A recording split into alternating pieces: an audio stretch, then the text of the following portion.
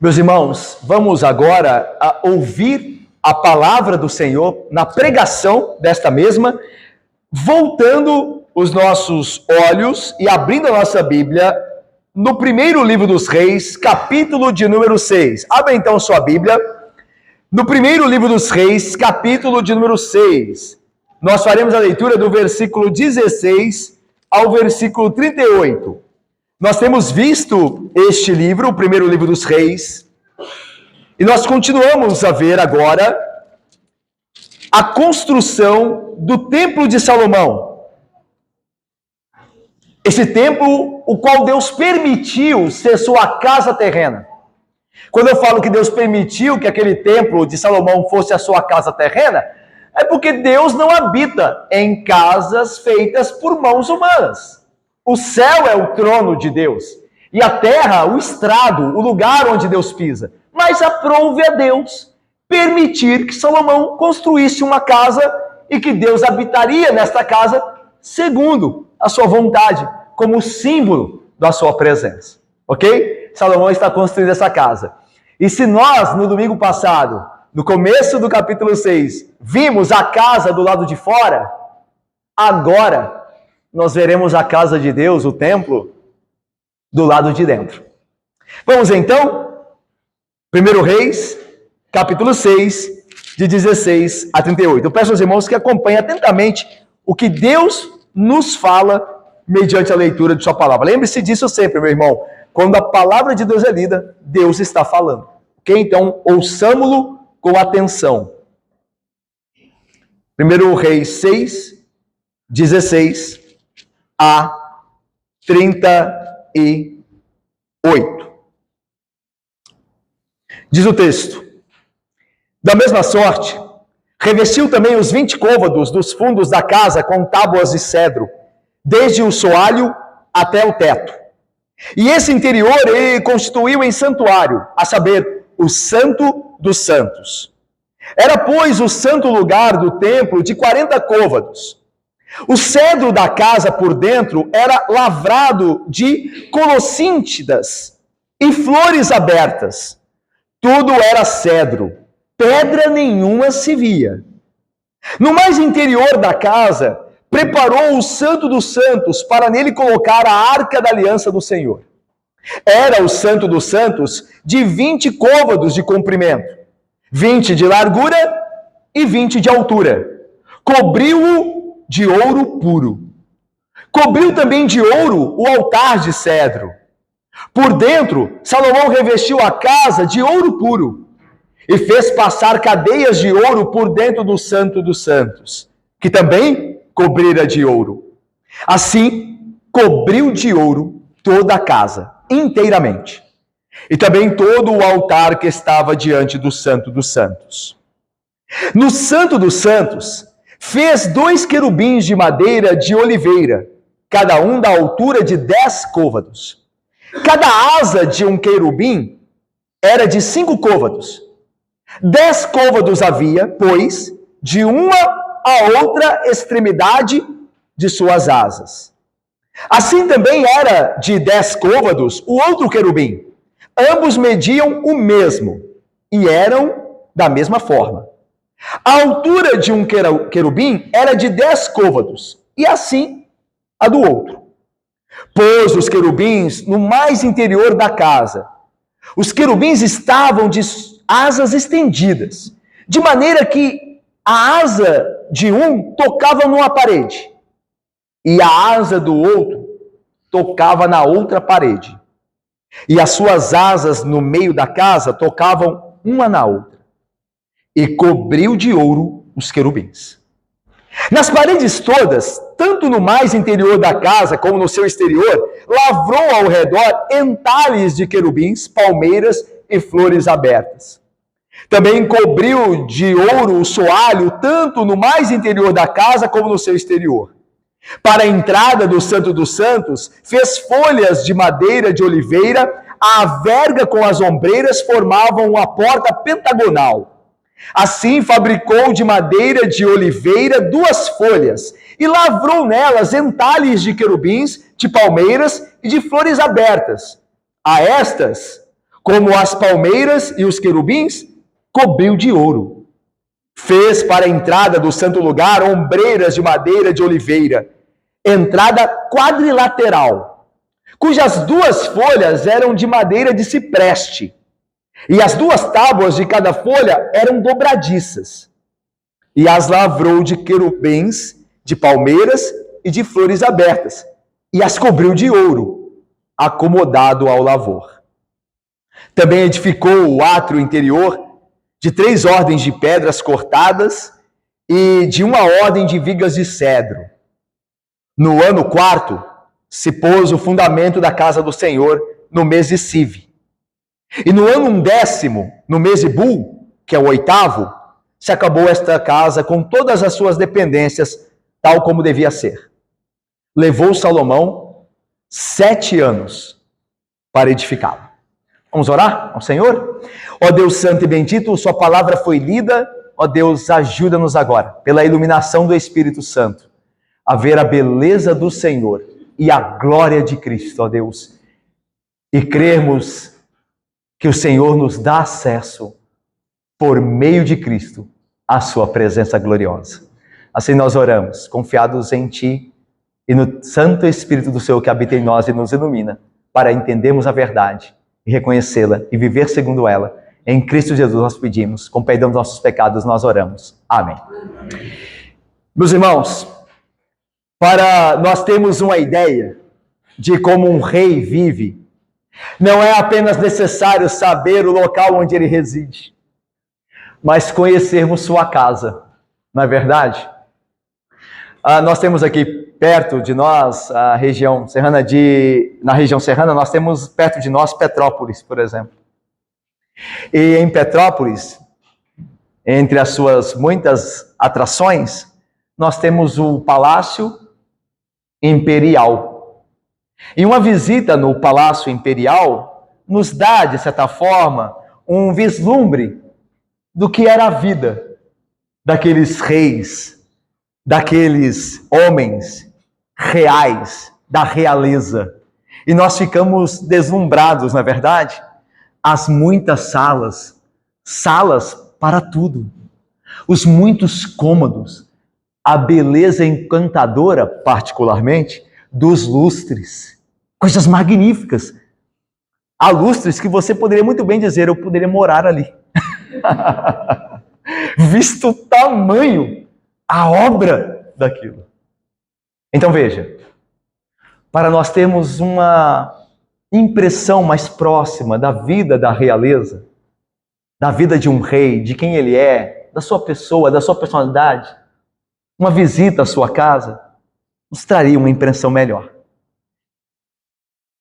Em 1 Reis, capítulo 6, nós temos uma experiência semelhante. Por assim dizer, Deus permite, Júlia, que nós entremos em sua casa. E não é maravilhoso? Eu fico pensando, Deus, ele inspirou o autor do primeiro livro dos reis e fez com que ele fizesse essa descrição, Eridinai, do interior da casa de Deus, para que nós tivéssemos acesso, para que nós pudéssemos contemplar a beleza de Deus revelada pela construção de Salomão naquele templo, naquela casa que Deus permitiu ser a sua momentaneamente, por certo tempo.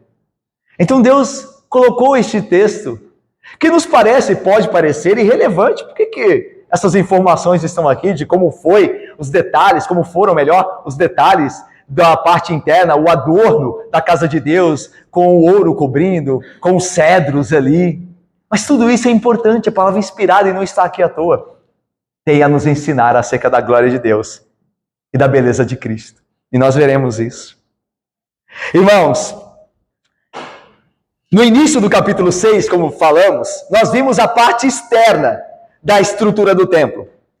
E então vocês se lembram que Deus interrompeu a construção, ou o projeto de construção de Salomão, para exortá-lo a ser fiel e colocar o seu coração no Senhor. Lembra que a gente viu isso? Salomão estava construindo, levantando a parte externa do templo, o esqueleto do prédio, e Deus interrompe a construção para dizer, Salomão, o que mais importa não é o que o homem faz, mas com que intenção ele faz. Então cuidado, Salomão, para que você não coloque o coração em atividades apenas, mas o coração esteja em mim. E que você faça o que faz pensando em mim. E não apenas por ativismo. Não apenas por ter algo a fazer. Depois dessa advertência abençoada de Deus a Salomão, Laura, Salomão continua a construção. E agora ele começa o adorno da parte interna. Se nós vimos a parte externa, agora nós vamos conhecer dentro daquela casa de Deus, daquele templo de Salomão. Meus irmãos, uma vez, e é interessante notar aqui que privilégio nós temos, porque a maioria dos israelitas morreram sem conhecer o que estava dentro. Vocês se lembram? A maioria dos israelitas não podiam entrar. Apenas os sacerdotes da tribo de Levi tinham acesso. Só eles viram aquela glória, aquele esplendor. Imagine um lugar coberto de ouro, reluzente, brilhante.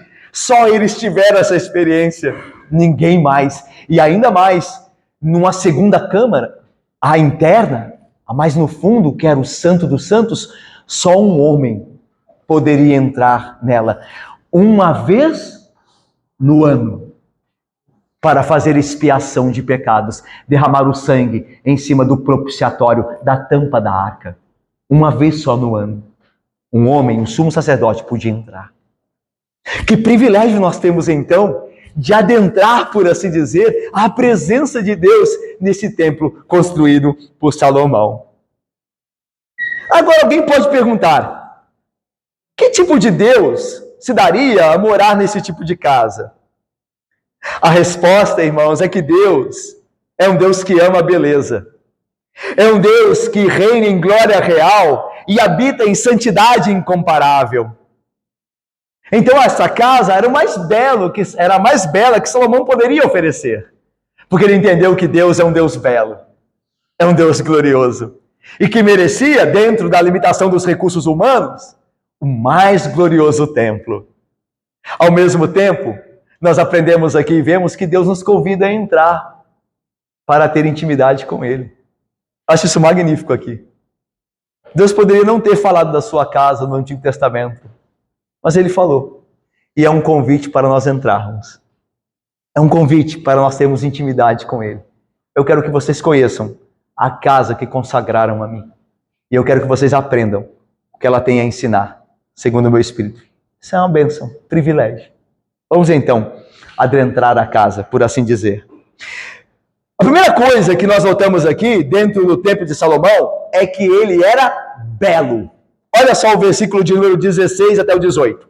Da mesma sorte, revestiu também os 20 côvados dos fundos da casa com tábuas de cedro, desde o soalho até o teto. E esse interior, ele constituiu um santuário, a saber, o Santo dos Santos. Era, pois, o santo lugar do templo de 40 côvados.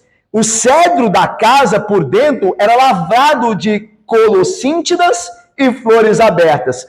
Tudo era cedro, pedra nenhuma se via. Irmãos, aqui o texto nos fala já do interior, como nós estamos aqui proclamando, o interior do templo. E esse interior era dividido em duas câmaras.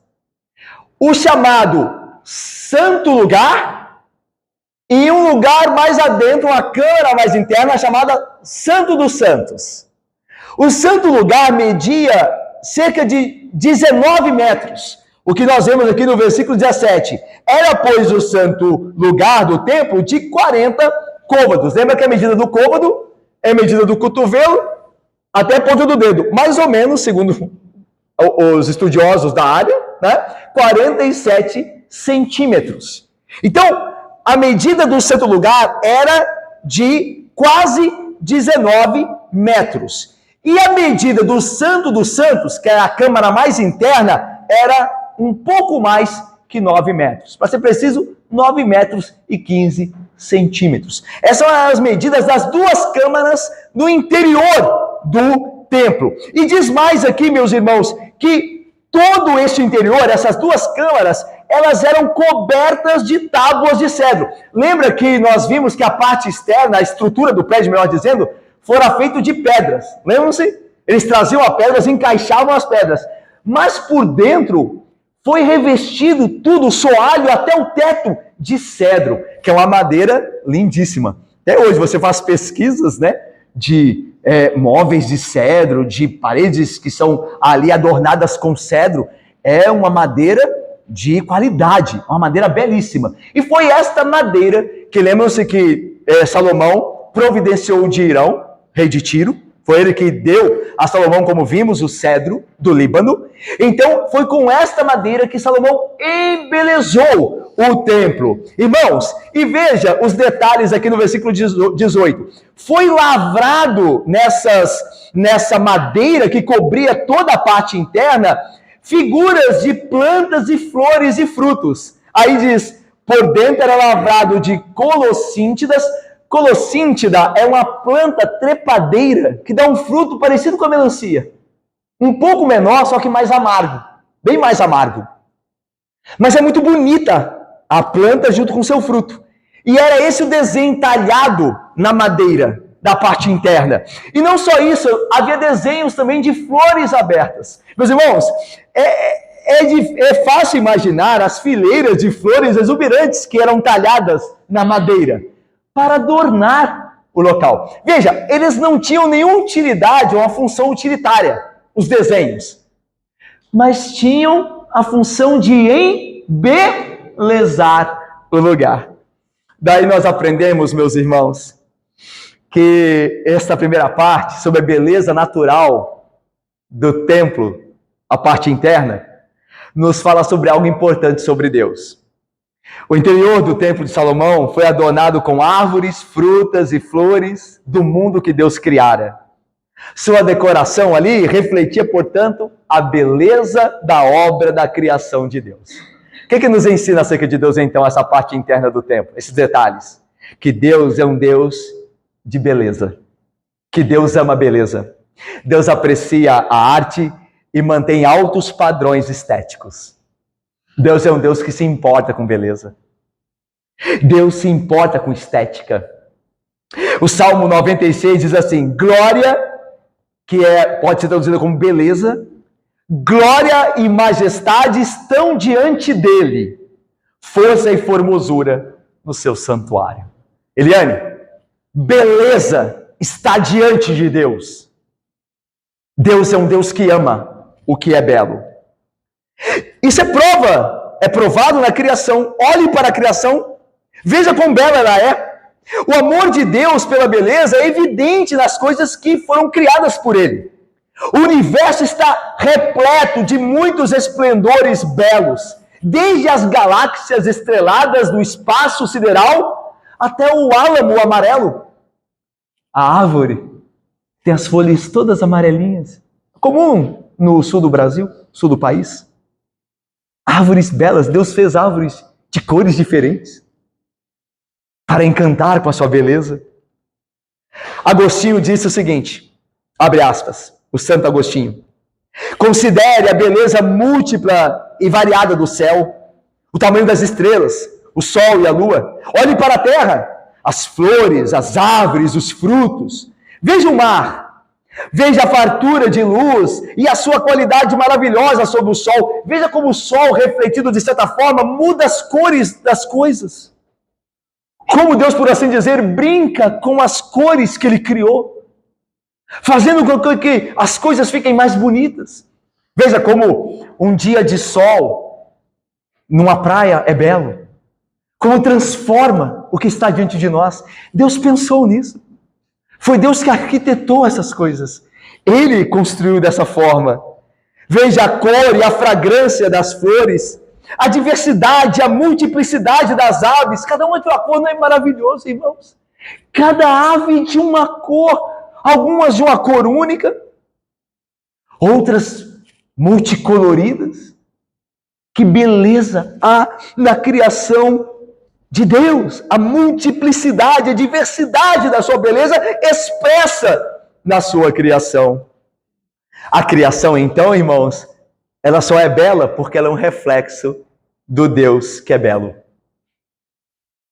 Deus não só cria uma beleza, mas Ele é o mesmo um Deus belo. Seja qual for a beleza que vemos no universo, ela tem sua fonte na própria beleza de Deus. Coisas belas foram criadas por Deus porque Ele é belo. Para produzir coisas belas, o artista tem que ser belo. Se o artista for sujo, o que nós temos visto hoje em dia, a arte dele será imunda. Mas a obra é como o artista. É a expressão do artista. Jonathan Edwards disse o seguinte, abre aspas, toda a beleza que encontramos em toda a criação é o reflexo dos raios difundidos daquele ser que tem uma infinitude plena de brilho e glória. Tudo que nós vemos de belo no mundo é o reflexo do ser e da pessoa de Deus que é bela. Mas Deus revela a sua beleza não só na criação, mas de forma incomparável em Cristo Jesus.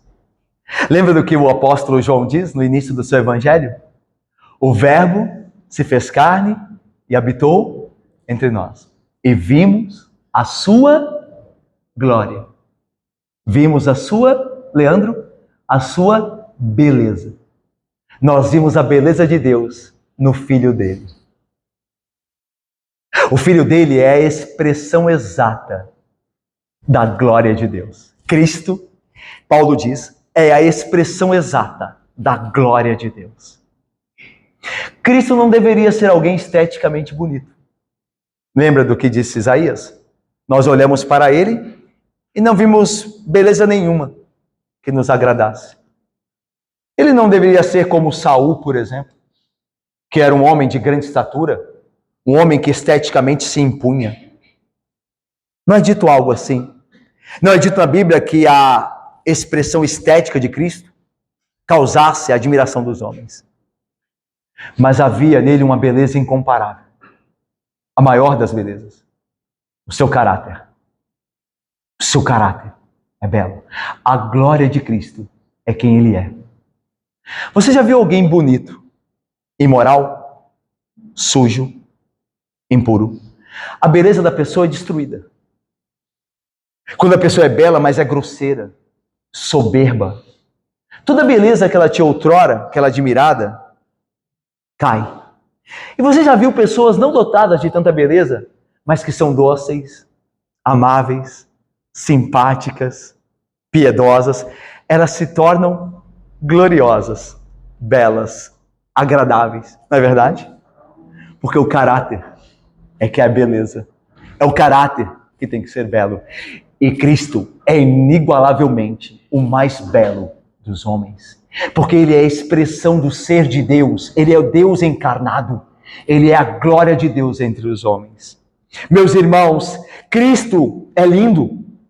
Ele é lindo pelo seu amor. Ninguém amou como Ele. Em sua santidade, ninguém foi santo como Ele é. Em sua bondade, misericórdia, justiça, sabedoria. Vemos a beleza de Deus em Cristo Jesus. Ah, meus irmãos, Jesus Cristo, em toda a sua perfeição, é a coisa mais bela que um homem poderia contemplar. Por isso João diz, e vimos a sua beleza, a sua glória, a glória como do único Filho de Deus. Como o único Filho de Deus poderia ter. Só Ele poderia ter a glória que nós vimos. Agora deixa eu lhes falar. Deus está nos tornando belos também.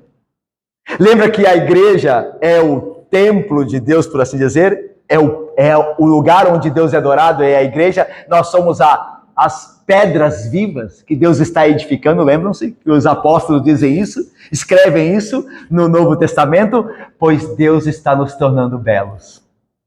Ele está fazendo isso nos assemelhando a Cristo Jesus. Imprimindo pelo poder do Espírito o seu caráter, o caráter de Cristo em nós.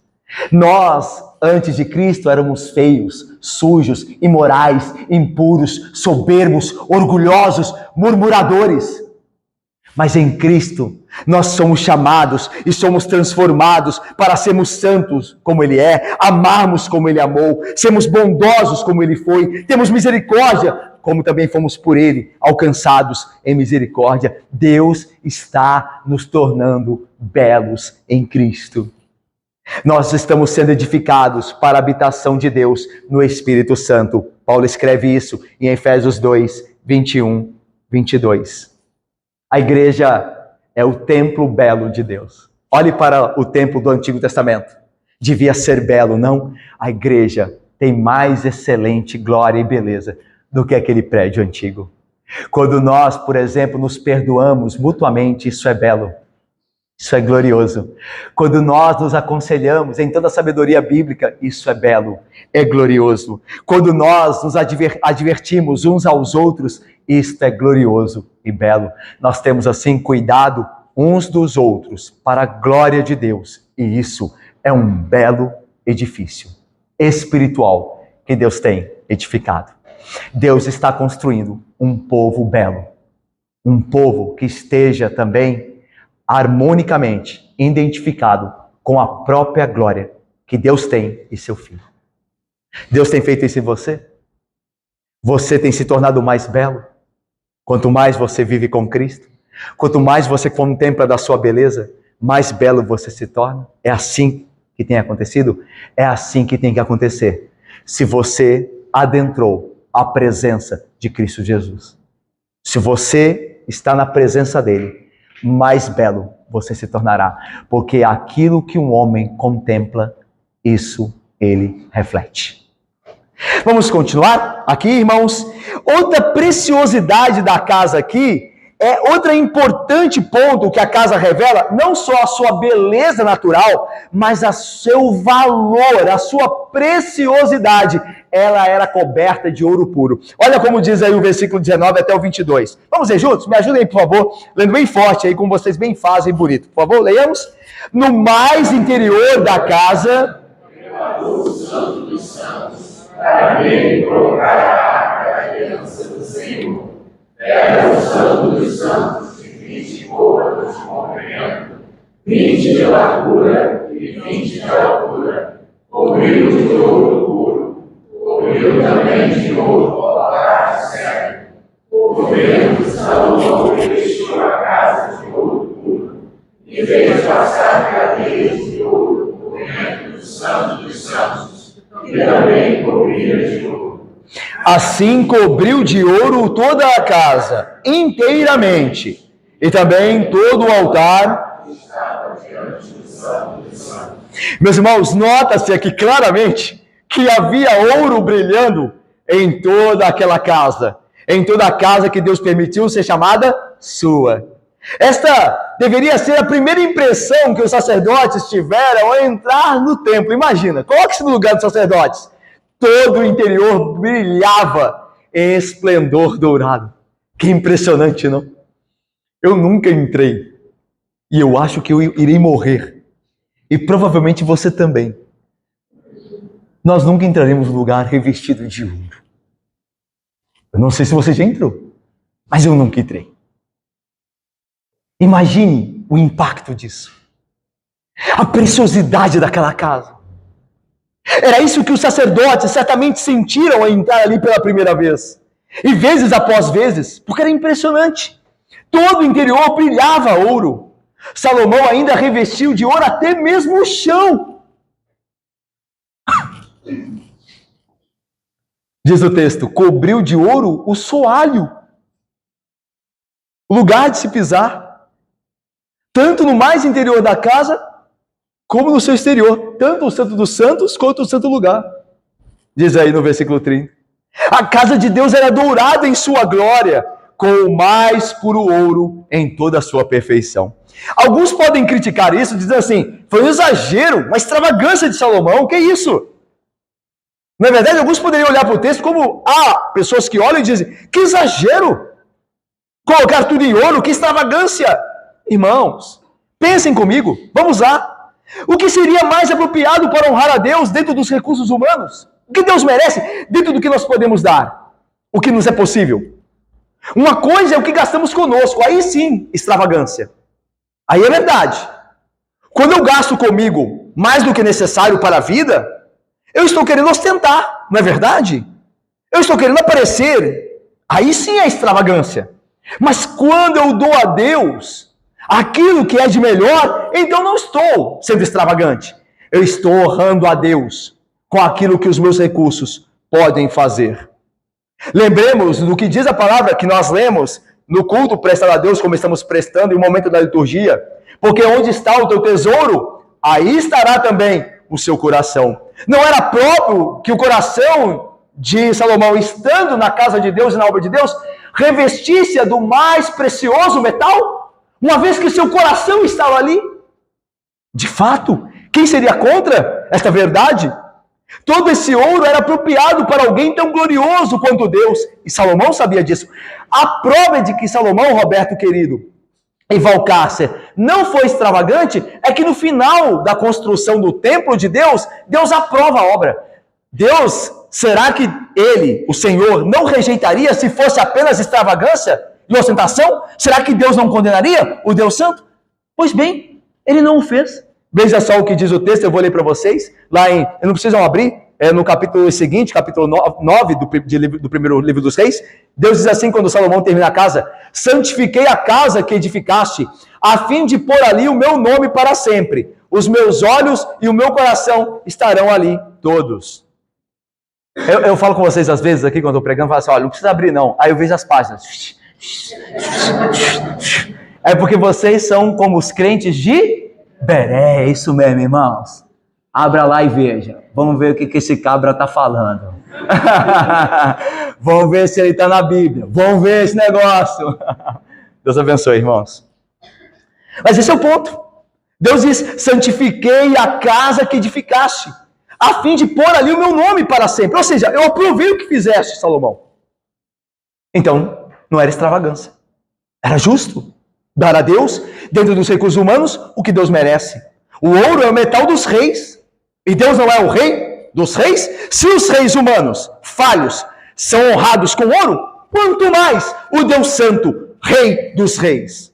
Uma vez que Deus governa sobre tudo, Salomão cumpriu apenas seu dever ao construir um templo de ouro, digno da honra de Deus.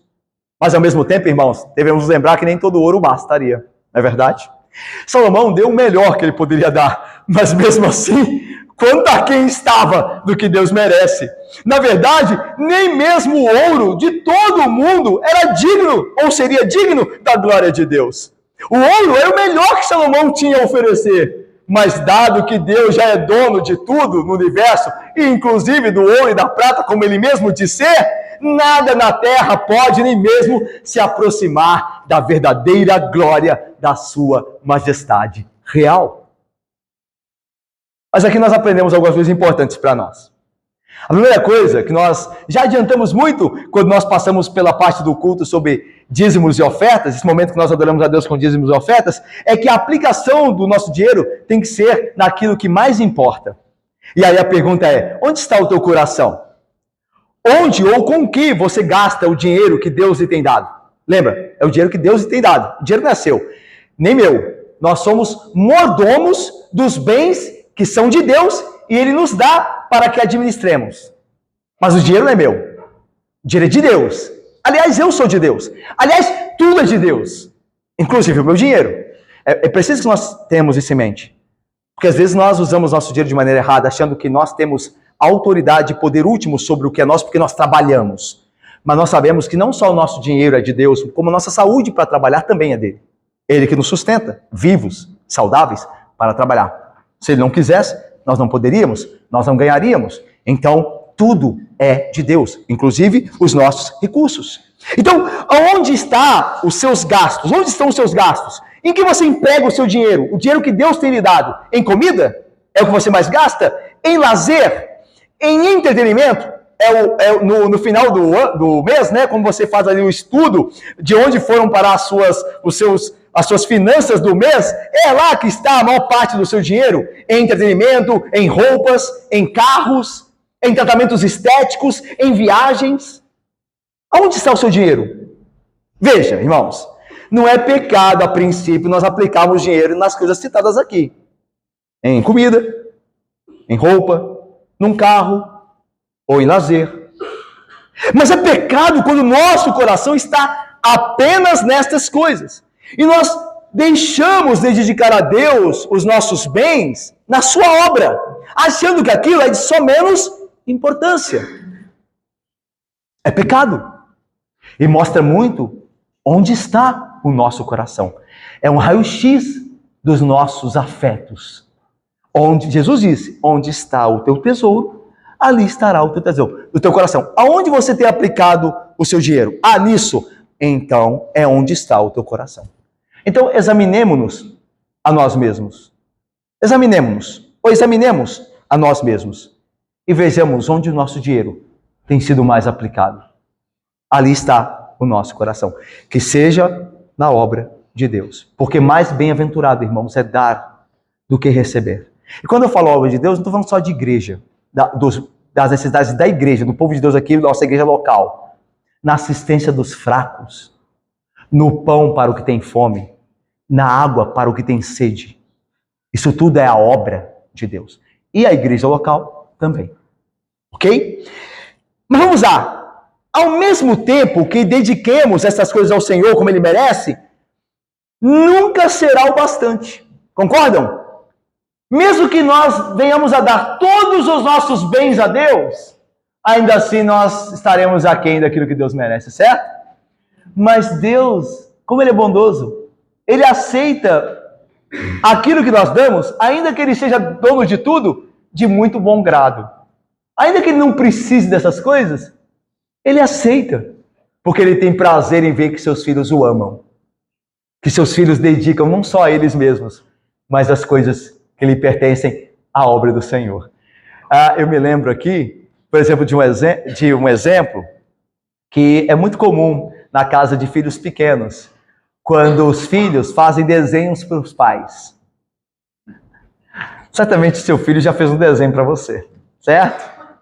O desenho, convenhamos, talvez, não tenha sido lá, né? Um grande desenho. Mas como você ficou ao recebê-lo?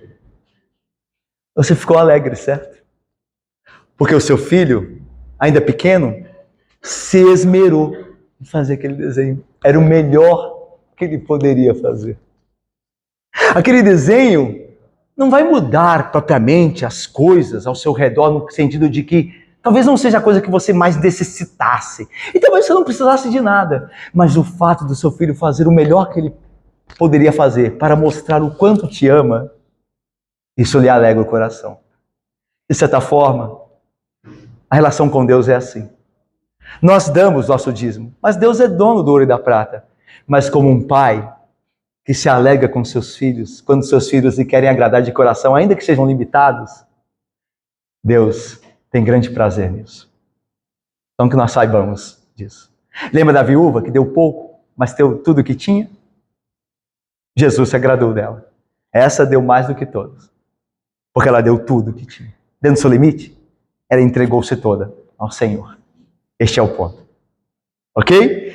Vamos, irmãos, agora aos dois querubins que estavam lá. Olha só, o versículo, meus irmãos, de número... continuando aqui, capítulo de número 6, nós lemos, meus irmãos, até o versículo 22, vamos agora ao versículo 23, que começa a falar dos dois querubins. Vamos ver aí os dois querubins, meus irmãos. Olha o que diz o texto. No Santo dos Santos, aquela câmara mais interna, onde estava a Arca da Aliança, fez 2 querubins de madeira de oliveira, cada um da altura de 10 côvados, quase aqui, meus irmãos, 5 metros, tá?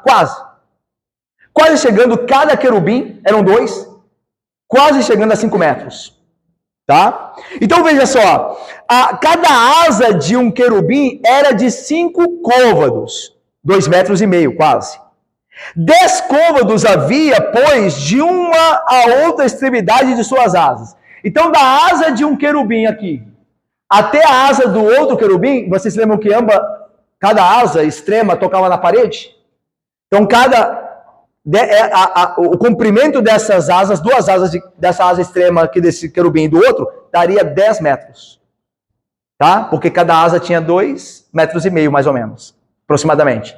Então, 2,5 metros, 5 metros, 7,5 metros, 10 metros. E ponto. Aliás, o santo dos santos era um cubo, né? Tinha 10 metros, 10 metros, 10 metros. Tá?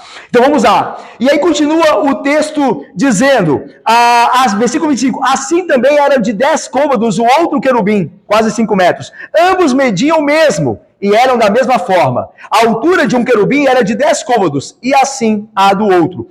Pôs os querubins no mais interior da casa. Os querubins estavam de asas estendidas, de maneira que a asa de um tocava numa parede, e a asa do outro tocava na outra parede, e as suas asas no meio da casa tocavam uma na outra, e cobriu de ouro os querubins. Por que Salomão colocou querubins no Santo dos Santos? Lembra que a arca que ficava no Santo dos Santos, que é a câmara mais interna, onde só os sumos sacerdotes entravam uma vez no ano, ela era chamada de o lugar que Deus pisava, era o trono que os pés de Deus descansavam. E era sabido por Salomão, através da literatura bíblica, dos escritos bíblicos, que Deus habita no meio dos querubins. Então Salomão, baseado na teologia do habitat de Deus, do habitat celestial, colocou de um lado da arca e de outro lado 2 querubins. Porque ele de fato sabia que ali, na presença de Deus, os querubins assistiam. Como diz o texto, querubins na presença de Deus, cobertos de ouro, eram lindos, imagine, cobertos de ouro, dentro do templo de Salomão, imitavam aquilo que era uma realidade espiritual. Aquilo ali era uma sombra, aquele lugar Santo dos Santos, era uma sombra do trono de Deus nos céus. E como o trono de Deus nos céus é assistido por querubins, Salomão colocou 2 querubins no Santo dos Santos. Lá no Salmo 80, verso 1, diz assim, Deus está entronizado acima dos querubins. É interessante, né? Porque acima dos querubins, então, se a arca é o lugar onde Deus pisava, onde os pés descansavam, e os querubins estavam ali ao redor, Deus está acima dos querubins. Meus irmãos, mas o que aponta os querubins? Não só essa realidade celestial, mas a santidade de Deus. Irmãos, se os querubins, que são anjos santos, veja, não são anjos pecadores. Anjos pecadores foram expulsos do céu, Satanás e os seus demônios. Mas os que permaneceram ali são santos. Mas veja, os anjos santos de Deus adoram a Deus. Daí nós temos a perfeita ideia e a certeza de que Deus é mais santo do que os santos anjos de Deus, irmãos. Por isso que o Salmo diz que os anjos adoram o Senhor na beleza da sua santidade. Isaías diz mais, que os anjos santos de Deus não ousam olhar para Deus, irmãos. Nós não estamos falando de seres pecadores. Deus conservou alguns anjos em santidade. Esses anjos, querubins, são santos. Mas mesmo santos como são, sem pecado, guardados por Deus, eles desviam o olhar de Deus. Você poderia entender um pecador como Pedro, que diz, Senhor, afasta-se de mim, porque eu sou pecador. Eu não mereço estar na sua presença. Mas é muito mais do que isso. Anjos santos não ousam olhar para Deus. Anjos santos, os quais, se nós víssemos, nós seríamos inclinados a adorá-los. Porque vocês se lembram que quando os anjos visitavam os homens, alguns queriam adorar os anjos, pelo seu esplendor e glória, pela sua santidade. Esses anjos não ousam olhar para Deus. Aí deixa eu lhes falar como isso tem implicação na nossa vida. Nós dizemos viver na presença de Deus. Mas se nós vivemos em pecado, irmãos, nós não conhecemos a Deus, nem menos somos conhecidos por Ele. Nós não sabemos quem Deus é. Se eu e você vivemos em pecado e dizemos viver na sua presença, nós não temos a mínima ideia do que nós estamos falando. Deus é aquele que os santos anjos não têm coragem de olhar para Ele. É diante desse Deus que nós estamos pela mediação de Cristo. É por isso que nós devemos vir ao encontro da igreja com este Deus Santo, que está presente em todo lugar, de maneira santa e agradável, com sinceridade no coração, tendo abandonado as más obras. Porque nós ainda estamos diante de um Deus Santo. Ele não mudou sua natureza. A única coisa que mudou é que o acesso foi disponibilizado para que nós entrássemos. Mas ele não mudou. Deus não mudou. Ele é santo. Santo, santo, santo. É o Senhor Todo-Poderoso. É diante desse Deus que nós estamos. É por isso que o nosso culto tem que ser um culto reverente, um culto sério, um culto com temor. Eu não estou falando só do culto aqui, o culto público, o momento que nós nos unimos, mas o culto da nossa vida. Porque nós estamos sempre diante de um Deus santo. Lembre-se disso, dos quais os anjos santos de Deus escondem o rosto, porque não ousam olhar para Ele. Que nós entendamos, irmãos, a santidade de Deus. E que Deus nos ajude a entendê-la. Abandonarmos cada vez mais o nosso pecado. Para que nós nos assemelhamos a Deus, porque Ele ordena, sede santos, como eu sou santo. O seu trono está cheio de santidade, porque Deus é um Deus santo. Adoramos um Deus santo, na mediação de um santo Filho, por meio de um santo Espírito. Por isso devemos ser santos. Deus, quando convida os homens a entrar na sua presença, os torna santos, como Ele é. Deus em seu Filho e Rei Jesus nos chama e nos faz santos. Como Pedro diz, é santo aquele que vos chamou à presença dele. Tornai-vos santos também, vós mesmos, em todo o vosso procedimento. É santo aquele que vos chamou para servi-lo. Tornai-vos, irmãos, então santos, em todo o vosso procedimento. Porque santo é o nosso Deus, separado de tudo. Separado dos pecadores. Mas vamos mais. Esses querubins, junto com alguns outros adornos dentro da parte interna do templo, nos falam sobre outra coisa. Olha o versículo de número 29 a 38. Vamos ver aí num só fôlego esses versículos. Acompanhe comigo aí, por favor.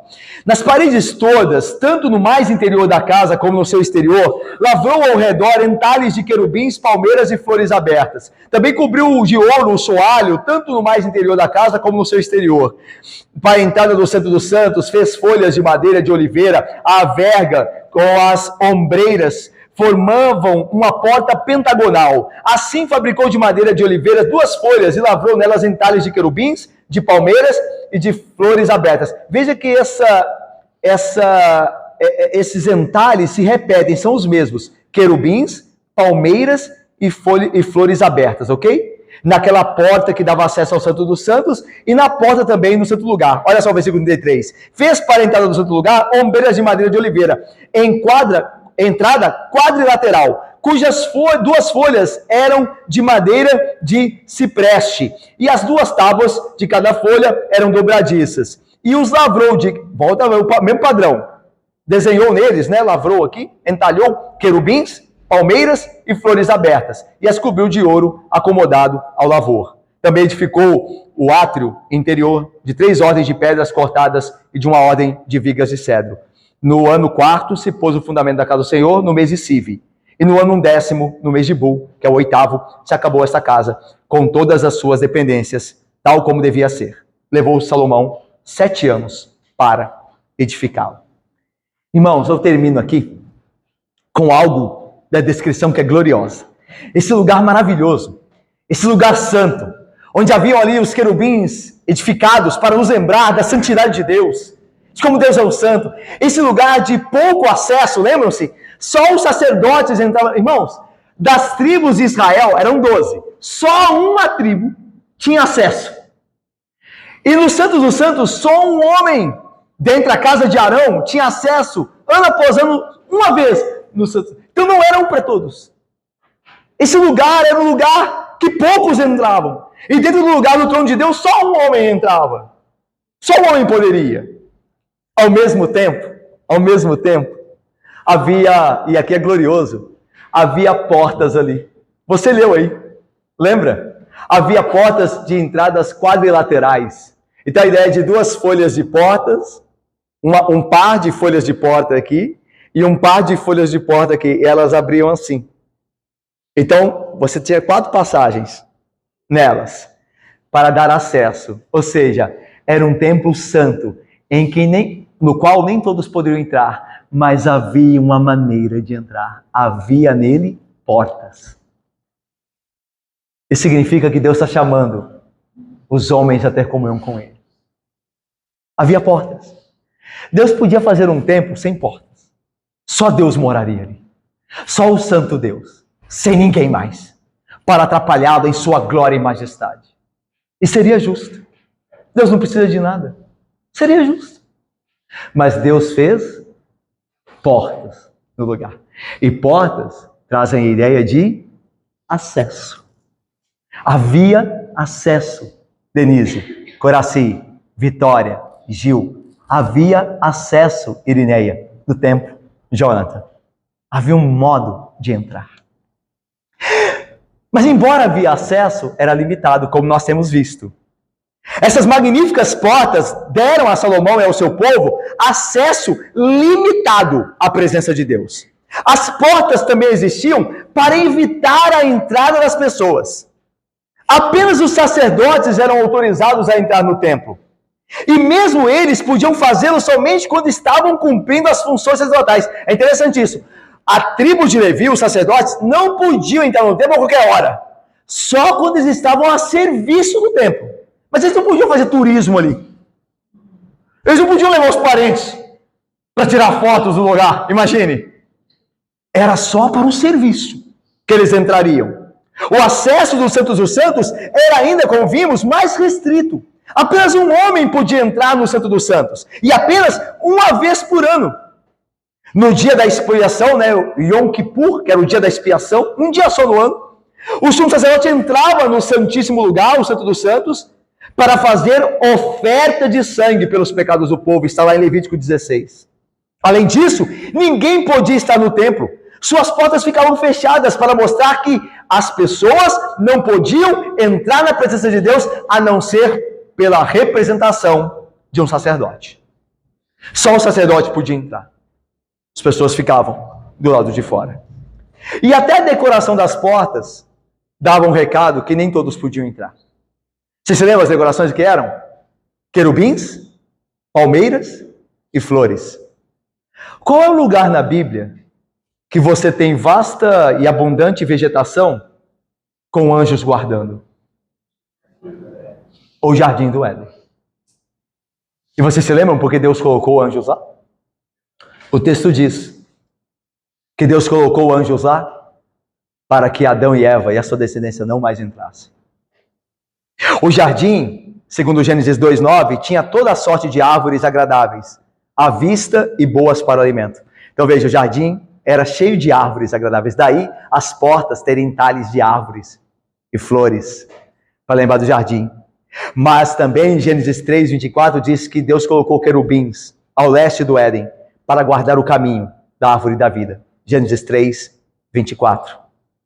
Anteriormente, o jardim do Éden havia sido lugar para o homem se encontrar com Deus. Mas depois do pecado, anjos barravam o caminho, impedindo que o homem e sua mulher voltassem para o paraíso. Quando o israelita chegava diante do templo e vinha a porta de acesso ao lugar santo, ele sabia que não podia entrar, porque ele via nos entalhes tudo o que lembrava o Éden, inclusive os querubins. Vocês não podem entrar. Vocês vão ficar de fora do paraíso. Mas por mais limitado que possa ter sido, lembram-se? Havia um acesso. Deus estava abrindo o caminho, irmãos. As coisas não continuariam assim, graças a Deus. O templo era um portal espiritual. O paraíso perdido, por meio daquelas portas, poderia ser novamente acessado, poderia ser recuperado. Havia portas. Por mais que fossem assustadoras, com os anjos ali, com os querubins, por mais que poucos entravam, havia ali portas. Até que veio Cristo. E vocês se lembram do que ele diz? Eu sou a porta. Quem entrar por mim, será salvo. Ele é a porta. Ele é a porta que dá acesso à presença de Deus. Através de Cristo Jesus, Deus está nos convidando a entrar. a ter comunhão com Ele, nós pecadores, nós que não poderíamos entrar de outra forma, através do nosso representante, o grande sumo sacerdote, Jesus Cristo, nós temos acesso à presença de Deus. Ele rasgou o véu na sua morte, Caio, Laila, Ana, Marcos, Leda. Ele rasgou o véu. Nós temos acesso agora, nós estamos aqui cultuando a Deus, nós somos pecadores. Deus deveria, se fosse justo, nos fulminar aqui agora. Porque eu e você temos nossos pecados. Nós pecamos todo dia. Embora nos arrependemos, mas nós falhamos vez por vez. E Ele aceita a nossa adoração falha. Sincera, verdadeira, mas falha. Mas por causa de Cristo. Porque o sangue que esse grande sumo sacerdote entrou com Ele, o seu próprio sangue, para fazer expiação dos pecados, nos deu livre acesso. Ele é o sumo sacerdote, o grande sumo sacerdote, que tendo entrado uma vez por todos no Santo dos Santos, fez a oferta necessária para sempre. E quando Cristo morreu na cruz, o véu se rasgou. O véu que separava o santo lugar do Santo dos Santos foi rasgado. Agora, todo aquele que crê em Jesus tem acesso a Deus, o Pai. Hebreus diz assim: tendo, pois, irmãos, ele fala a nós aqui, eu e você. Tendo, pois, irmãos, aqui da igreja de Caraí, intrepidez para entrar no Santo dos Santos, coragem. Deus é um Deus santo, os anjos não ousam olhar para a sua face. Deus não é um Deus que suporta nem convive com o pecado, mas tendo ousadia, mesmo pecadores, tendo intrepidez para entrar no Santo dos Santos, pelo sangue de Jesus, pelo sangue que cobriu os nossos pecados, que pagou os nossos pecados, tendo nele, Jesus, um novo e vivo caminho, uma porta, que Ele nos consagrou pelo véu, isto é, pela sua carne, quando foi partida. A sua carne foi partida, o véu foi partido.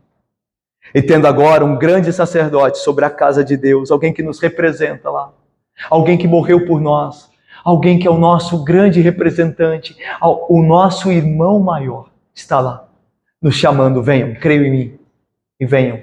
Deus vos quer próximos dele, Ele vos perdoou, venham para a casa de Deus. Sim, meus irmãos, nós temos acesso a Deus. Quando você pecar, você pode orar em nome de Jesus Cristo, que Deus ouve a sua oração, como se você estivesse na presença dele, e o que é de fato real, você está na presença de Deus, porque Cristo abriu o caminho, e Deus te ouve como um Pai amado, e Deus te perdoará todo e qualquer pecado, por causa do sangue de Cristo. Portanto, irmãos, continua o autor de Hebreus, aproximemo-nos com sincero coração, em plena certeza de fé, tendo o coração purificado da má consciência e lavado o corpo com água pura. Aproximemo-nos com coração sincero. Não fala de perfeccionismo, todos nós falhamos em muitas coisas, pecamos em muitas coisas, mas verdadeiramente arrependidos e buscando a santificação que vem do poder de Deus. Aproximemo-nos esperançosos que Ele pode fazer isso por nós, e Ele fará. Mas venham, não há mais medo agora, nós podemos entrar, porque Cristo, a porta, abriu um novo e vivo caminho. Veja a glória de Cristo, veja a beleza dele. Ele fez algo por nós que ninguém jamais poderia fazer. Ele nos deu acesso a Deus, o Pai. E meus irmãos, eu termino dizendo que Cristo, o grande sumo sacerdote que adentrou, não o templo de Salomão, que já caiu, mas o Santo dos Santos no lugar celestial. Ele está lá, em carne e osso, o Cristo encarnado. Ele está lá por nós, assentado à destra de Deus, nos representando. É o nosso lugar também, porque um homem de carne e osso como Cristo, Deus encarnado, entrou no lugar celestial. Nós também, pela fé nele, entraremos. Ele nos levará para a casa de Deus, para o Éden eterno, para o mundo por vir, que será finalmente o templo da glória de Deus. Um novo céu e uma nova terra, que será o templo eterno da glória de Deus. E como canta o hino, pela fé em Jesus, nós lá estaremos. Que Deus nos abençoe. Amém, irmãos.